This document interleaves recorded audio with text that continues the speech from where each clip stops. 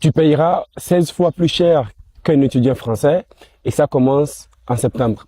Tu arrives bientôt à la rentrée de septembre 2026 en France pour tes études et il est important que tu saches qu'à partir de cette rentrée, les droits d'inscription ont augmenté pour les étudiants étrangers.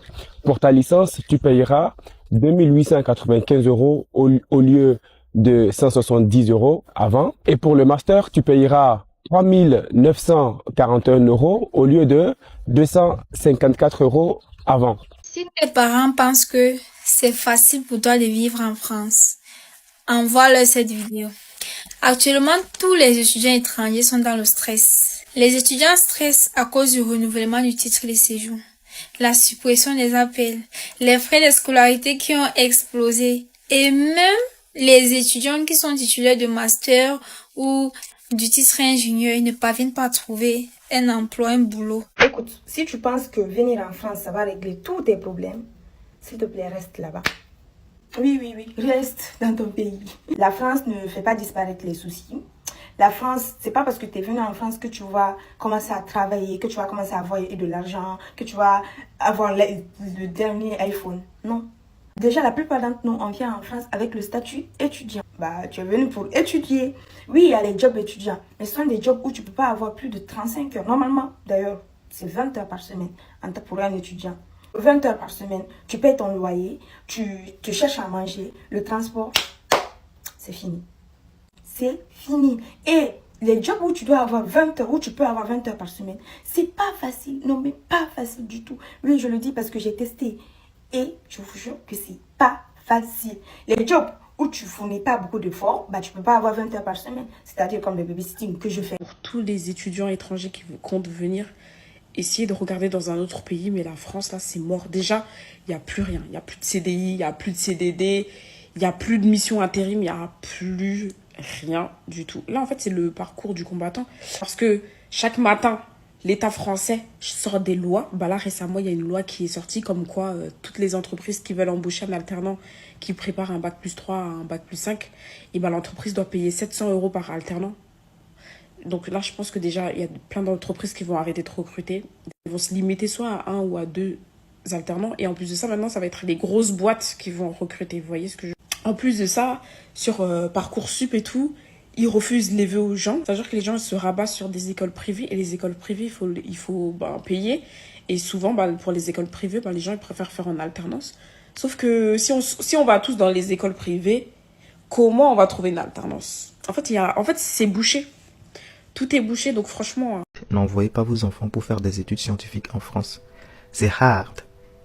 Tu peux faire des bonnes études dans les domaines scientifiques. Tu as des bonnes connaissances théoriques, mais avoir le stage, soit de l'alternance, c'est vraiment difficile pour nous les étudiants africains.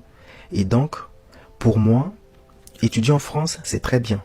On va avoir des solides connaissances, tout et tout. Quand nous serons de retour dans nos pays, on peut mettre ces connaissances en pratique. Donc, c'est un transfert de savoir-faire, de connaissances que la France nous transmet, et quand nous serons de retour, on va mettre ces connaissances en pratique et donc contribuer au développement, tout et tout. Donc c'est grâce à la France qu'on a acquis ces compétences-là. Mais maintenant, quand tu étudies ici en France, en tant qu'étudiant étranger, pour trouver un stage, soit une alternance, c'est vraiment un parcours de combattant. On a étudié de première année jusqu'à bac+5, mais déjà quand tu envoies ton CV, c'est difficile d'avoir un entretien. Souvent, on te dit directement, est-ce que vous avez la nationalité française? Quand vous dites non, alors on dit, le poste est réservé aux étudiants nationaux. Donc, c'est vraiment hyper difficile. À quoi ça sert de venir étudier en France si c'est difficile d'avoir des contrats d'alternance ou de stage? Donc, envoyez vos enfants peut-être en Chine, aux États-Unis, Amérique du Nord, en Asie. Ils vont étudier. Ils auront aussi des connaissances pratiques et théoriques. Quand ils seront de retour, ils vont contribuer au développement. Donc, mettre ce qu'ils ont appris à l'extérieur en pratique et donc contribuer au développement. Donc, ça sert à rien d'envoyer vos enfants actuellement pour étudier dans le domaine scientifique. Actuellement, c'est saturé. C'est hyper difficile de trouver un contrat d'alternance et de stage. Je répète, envoyez vos enfants en Chine, Amérique du Nord, tout et tout, pour avoir des carrières normales. Bon les gars, être étudiant en France, ça devient de plus en plus difficile. Hein. En tout cas, ceux qui veulent faire les procédures Campus France et tout, il faudra bien prendre ça en compte. Et aussi même ceux qui vont changer de cycle, parce que voilà, ceux qui sont en cours de cycle ne sont pas concernés, mais ceux qui vont changer de cycle, là, voilà, j'espère qu'ils vont prendre ça en compte. Et voilà, en tout cas, ça va être chaud, ça va être chaud. En octobre 2026, il y aura la procédure Campus France qui va commencer pour la rentrée de septembre 2027. Mais je suis sûre que cette année, le taux de participation à la procédure sera vraiment très faible en raison des frais de scolarité qui ont été augmentés. Parce que comme vous l'avez sûrement entendu, il n'y a plus d'exonération pour les étudiants étrangers. Donc, c'est-à-dire qu'auparavant, il fallait débourser environ 150 € pour la licence et 255 € pour le master. Maintenant, il faut débourser presque 3 000 € pour la licence et 4 000 € environ pour le master. C'est un coût. Franchement, si on n'a pas les moyens, c'est assez énorme. Et également la VI qui passe de 615 € à pratiquement 880 €. Donc, je suis sûre que ça va limiter beaucoup de personnes, malheureusement. Et donc, cette vidéo, c'est juste pour vous demander si vous avez connaissance des bourses qui existent, que ce soit en France ou bien dans l'espace Schengen ou bien même ailleurs. N'hésitez pas à partager cela en commentaire. Ça pourra aider les personnes qui envisagent de voyager et qui n'ont pas les moyens de se tourner vers les bourses. C'est quand même dommage, mais bon, c'est leur pays et ils prennent des décisions. On ne peut rien. Et franchement, je pense qu'actuellement, Campus France, ça sera que pour les enfants des debout et des suspendus, malheureusement. Et voilà quoi. Donc voilà, c'était juste pour partager cela avec vous. N'hésitez pas à mettre les bourses dont vous avez connaissance en commentaire pour les personnes qui aimeraient postuler à ces bourses-là.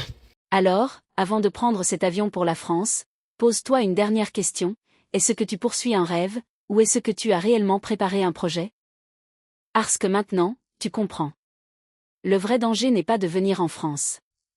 Le vrai danger, c'est de venir sans budget, sans plan B, sans financement, en croyant qu'un diplôme suffira et qu'un petit boulot réglera tout. Tu n'as pas besoin d'abandonner ton rêve. Tu dois simplement le rendre plus solide. Informe-toi. Compare les pays. Cherche les bourses. Calcule chaque dépense. Prépare-toi au scénario où l'alternance n'arrive pas. Et surtout, ne laisse personne décider de ton avenir avec son propre témoignage.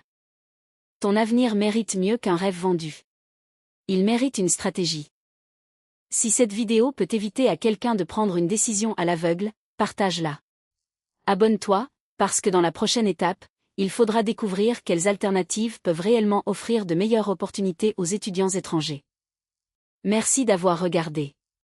N'oubliez pas de laisser un commentaire, d'aimer et de partager avec ceux qui pourraient avoir besoin de ces informations. Je tiens aussi vraiment à fêter mes 100 premiers abonnés, alors s'il vous plaît, aidez-moi à atteindre cet objectif en cliquant sur le bouton « S'abonner ».